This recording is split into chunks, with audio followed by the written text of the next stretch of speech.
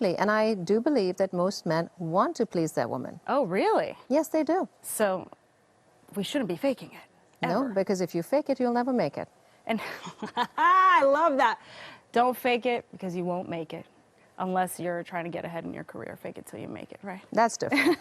That's totally different. Okay, so how many women are faking it? Is it You know, just the as numbers much are as high. The numbers are high. Really? I don't know which study to trust, but 80, 90%?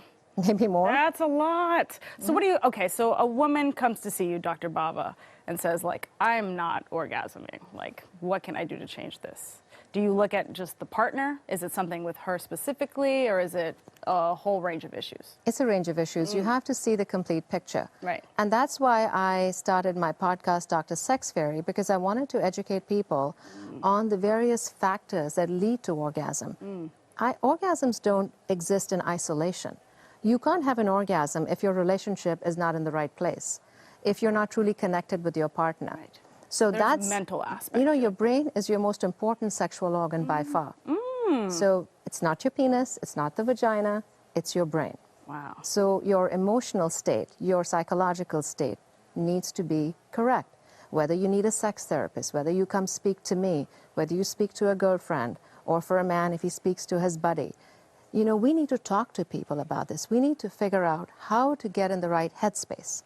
And then for the physical, well, you have me for that. Okay, so let's say it's not mental. Let's say it is physical. What exactly are you offering, or what do you address?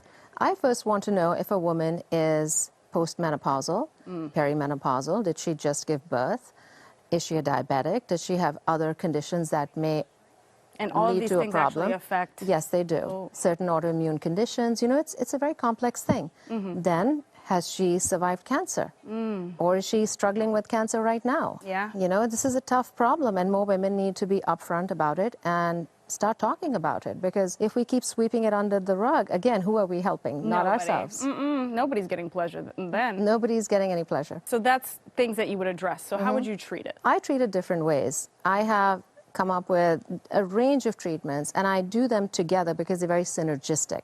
So we can do one treatment, or we can do a few of them together. And I think the more the merrier in this case, because they are cumulative. They work very well together. Gotcha. Now, for instance, I do the Bawa shot, where I am taking blood from a lady's arm, spinning it down into platelet-rich plasma, and injecting it into her clitoris, painlessly, I might add. Painlessly? I Right do the to the same clitoris? thing for men, yes. Okay. I do it for men and women. And so that helps make a clitoris more sensitive. It increases the size. Because, you know, I've talked about this on the Big Dick Energy episode with you. Size matters, and not just for men. So a clitoris shrinks over time. So with the Bawa shot, I can increase the size a little bit. Wait, it shrinks? Yes, it does.